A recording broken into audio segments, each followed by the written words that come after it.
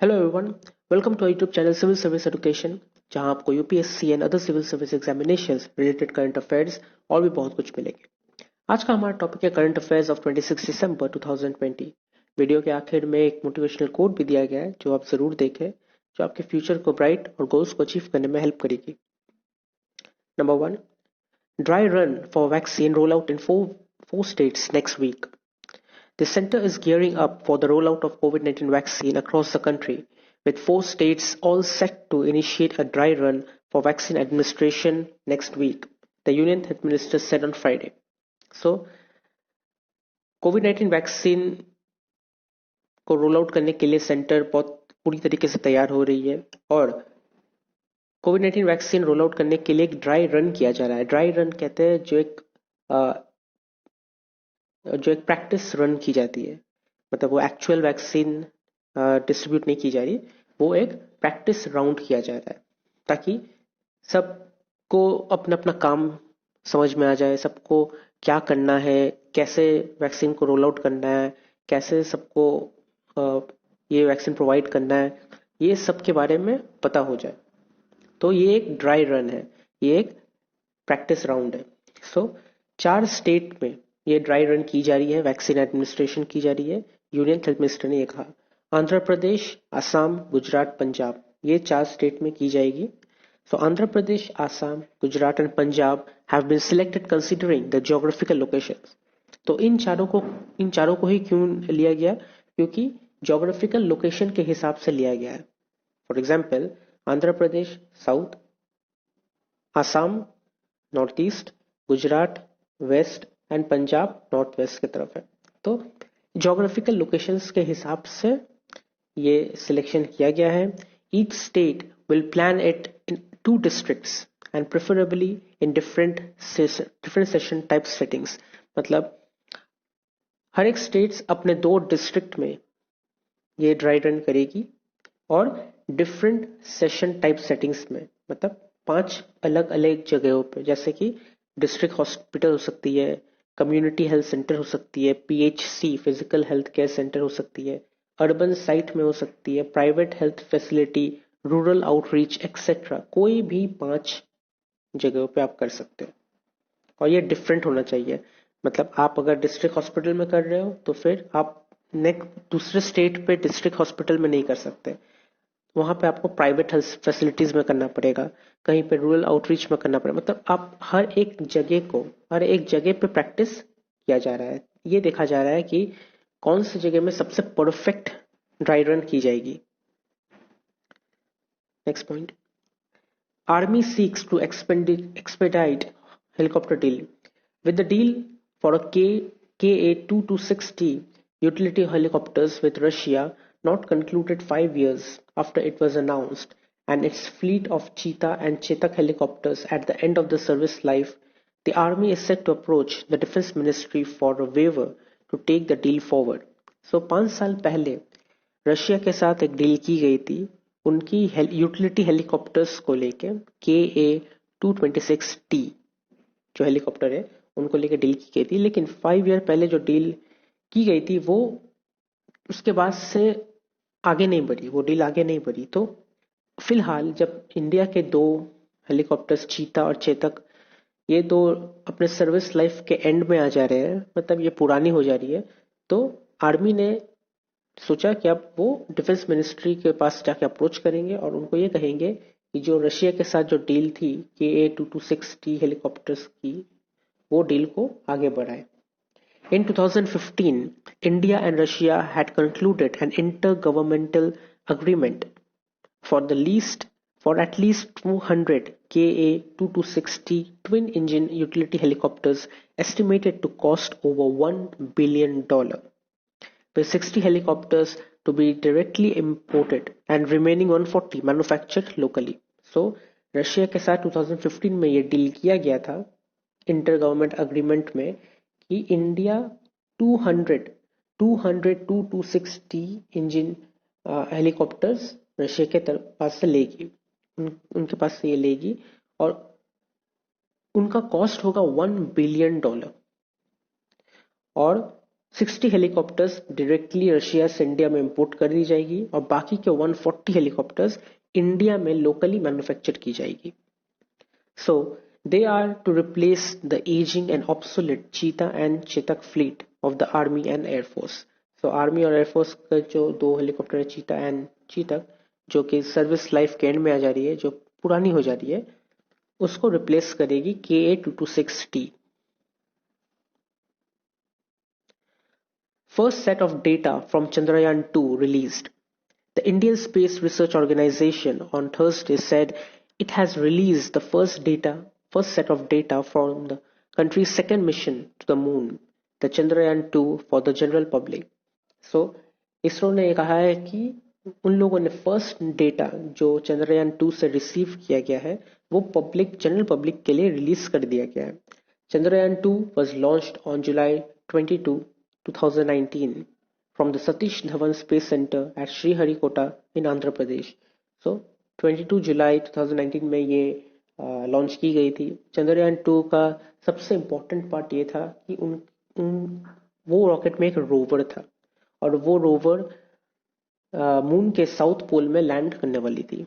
लेकिन वो जो रोवर था जिसका नाम विक्रम दिया गया था, विक्रम हार्ड लैंडिंग की और हार्ड लैंडिंग करने की वजह से वो मून के सरफेस से जाकर टकराने की वजह से उसका हर एक कनेक्शन टूट गया था. तो अल्टीमेटली वो क्रैश हो गया था. तो रोवर लैंडर फेल हुआ, लेकिन उसका जो ऑर्बिट में जो घूम रही है चंद्रयान 2 वो अभी भी काम कर रही है और उसका लाइफ टाइम 7 ईयर्स तक है. सो 7 ईयर्स तक ऑर्बिटर घूमती रहेगी लूनर ऑर्बिट में. सो वो घूमती रहेगी और डेटा भेजती रहेगी. तो पहली जो डेटा आई है वो रिलीज कर दी गई है. The orbiter which was injected into a lunar orbit on September 2nd, 2019 carries 8 experiments to address many open questions on lunar science. So जितने भी lunar science के ऊपर open question है वो सब की आंसर, वो 8 experiments के आंसर ऑर्बिटर देगी. On Thursday, the first set of data was been released for all users. Thursday को पहली सेट ऑफ डेटा रिलीज कर दी गई थी. Next point. 7 US Congress members asked Pompeo to raise farm protest with Jaishankar. The group of 7 US lawmakers, including Indian-American Congresswoman Pramila Jayapal, has written to US Secretary of State Mike Pompeo urging him to raise the issue of farmers' protest with his Indian External Affairs Minister S. Jaishankar. So, US lawmakers में से Indian American Congress women Pramila Jaipal और बाकी के 7 US law makers ने मिलके ये US secretary of state Mike Pompeo को letter लिखा और उन्होंने कहा कि इंडिया में जो फार्मर्स प्रोटेस्ट चल रही है उनके अगेंस्ट वो इश्यू को लेके आप एक्सटर्नल अफेयर्स मिनिस्टर जो इंडिया के हैं एस जयशंकर उनके साथ बातचीत कीजिए. The farmers protest is an issue of particular concern to Sikh Americans linked to Punjab, although it has heavily impacted the Indian Americans belonging to other Indian states, the lawmakers said in their letters to Pompeo dated December 23rd. So, letter में ये लिखा गया था कि जो farmers protest है वो specially Sikh Americans के लिए बहुत ज़्यादा इम्पोर्टेंट है, बहुत ज़्यादा कंसर्निंग है, क्योंकि उनकी फैमिली अभी भी पंजाब में है और ज़्यादातर फार्मर्स फैमिली पंजाब में होती है. तो जो सिख अमेरिकन्स है उनके लिए ये बहुत ज़्यादा कंसर्निंग वाली बात है और इंडियन अमेरिकन्स के लिए भी. तो उन्होंने कहा कि आप उनसे बात कीजिए और ये चीज़ को ज़्यादा जल्दी से जल्दी ठीक हो जाए, ये देखिए. Over the past few weeks more than a dozen US congressman have expressed their concern on the protest. तो पहले कैनेडियन प्राइम मिनिस्टर ने भी ये कहा, अब यूएस के कांग्रेसमैन भी ये कह रहे हैं. तो अगर US secretary of state Mike Pompeo नहीं कर सकते तो शायद मे बी आने वाले जो प्रेसिडेंट है जो बाइडेन, शायद उनकी एडमिनिस्ट्रेशन ये काम कर सकती है. Next point. Citing scientist role in COVID fight, Vice President asserts need for scientific temper. Addressing the concluding session of the India International Science Festival on Friday, Vice President M. Venkaiah Naidu said it is hard of some scientists to the country in the country that was brought India on the verge of releasing our own indigenous COVID-19 vaccine. So India के vice president M Venkaiah Naidu ने ये कहा Indian international science festival में कि Indian scientist ने बहुत ज़्यादा hard work किया और ये उनके लिए बहुत ज़्यादा बहुत ज़्यादा एक चैलेंजिंग वाली काम थी जो वो इतने बड़े एक वैक्सीन एक वायरस की वैक्सीन को रिलीज करे तैयार करे. The vice president said that the beginning of the pandemic, India started off with barely a few testing kits. But within months, scientists developed cheaper indigenous rapid testing kits, ventilators and PPEs. So उन्होंने ये भी कहा कि जब ये virus start हुआ, pandemic start हुआ, तब इंडिया छोटी छोटी जो टेस्टिंग किट्स होती थी उनके साथ स्टार्ट की थी. लेकिन जैसे ही मंथ बढ़ते गई साइंटिस्ट और भी चीपर और भी और भी बेहतर टेस्टिंग किट्स डेवलप करने लगी, वेंटिलेटर्स डेवलप करने लगी, पीपीई किट्स डेवलप करने लगी. Science is not just about natural laws and state of the art technology. Science is also about the spirit of rational inquiry that can guide us in our life. उनका कहना है कि science सिर्फ और सिर्फ natural laws नहीं है, वो सिर्फ टेक्नोलॉजी नहीं है, वो एक रैशनल इंक्वायरी है जो हम अपने लाइफ को सही कर सकते हैं, अपने लाइफ को दिन के दिन लाइफ को गाइड कर सकते हैं साइंस के through. If we imbibe this temper we can apply scientific methodology in every endeavour of life and make inform decision. तो अगर हम ये टेम्पर को अपने पास रखें कि साइंस सिर्फ और सिर्फ एक लॉ या टेक्नोलॉजी या नेचुरल रिसोर्स नहीं है, वो एक साइंटिफिक मेथड भी है जो हम अपने लाइफ में यूज कर सकते हैं, अपने लाइफ के हर एक डिसीजंस में यूज कर सकते हैं. The methodology is simple. और ये मेथडोलॉजी सिंपल है, मेथड सिंपल है. इंक्वायर करो, इन्वेस्टिगेट करो, रीजन निकालो और जब सेटिस्फाइड हो जाओ तो उसे एक्सेप्ट करो. That's simple. Next, demand in manufacturing revived in Q2. Demand conditions in the manufacturing sector returned to recovery mode with a softer contraction of 4.3% year-on-year in the quarter ended September in the terms of nominal sales according to RBI data. तो अब तक supply में थोड़ी बेहतर recovery दिखाई गई थी. अब डिमांड कंडीशंस में भी रिकवरी मोड दिखाई दे रही है. अभी कॉन्ट्रैक्शन 4.3% का है, -4.3%, बट आरबीआई डेटा का कहना है कि ये बहुत जल्दी रिकवर हो जाएगी. This followed a shrinkage of 41.1% in the previous quarter that was hit by countrywide lockdown due to COVID-19. और ये जो 4.3% कॉन्ट्रैक्शन है फर्स्ट क्वार्टर में जब कोविड-19 हिट किया, लॉकडाउन स्टार्ट हुआ था, यही 4.3% तब 41.1% नेगेटिव में था. अभी फिलहाल 4.3% नेगेटिव में, मतलब बहुत ज्यादा रिकवर हुआ है. The recovery was led by iron and steel, food products, cement, automobile and pharmaceuticals companies. Showed the data on the performance of the private corporate sector during the second quarter of 2020-2021. So ये recovery iron and steel, food products, cement, automobile, pharmaceuticals companies, इन सब की वजह से ये recovery हो पाई. Manufacturing companies reported sales of rupees 5,99,479 crore in the second quarter compared to rupees 3,97,233 crore in April-June of financial year 2021. So first quarter में जहां manufacturing companies ने cell किया था 3.9 लाख करोड़ का, तो वो सेकेंड क्वार्टर में देखा गया कि वो सेल्स बढ़ के हो गया 5.9 lakh crore, almost 6 lakh crore. Next point. India must strongly push for UK-EU trade pacts. With the European Union and the UK clinching a post-Brexit trade pact, India should now aggressively pursue free trade agreements separately with both the regions, according to experts. तो जैसे कि हम लोगों को पता है, European nation और United kingdom पहले एक थी, उसके बाद यूनाइटेड किंगडम यूरोपियन यूनियन से अलग हो गई. तो अलग होने के वजह से ब्रिटेन एग्जिट कर दिया, तो उसका ब्रेग्जिट कहा जाता था. सो पोस्ट ब्रेग्जिट मतलब ये ब्रेग्जिट होने के बाद जो ट्रेड पैक्ट अब होने वाली है, यूके जब छोड़ी थी उसके बाद से ये फर्स्ट टाइम है जब यूरोपियन यूनियन और यूके के बीच में कोई ट्रेड पैक्ट हो रही है। तो एक्सपर्ट्स का ये कहना है कि ये इंडिया के लिए बहुत अच्छा मौका है कि वो अग्रेसिवली फ्री ट्रेड अग्रीमेंट करे दोनों के साथ, यूरोपियन यूनियन के साथ भी और यूके के साथ भी ट्रेड पैक्ट करे, और ये इंडिया के लिए बहुत अच्छा साबित होगा।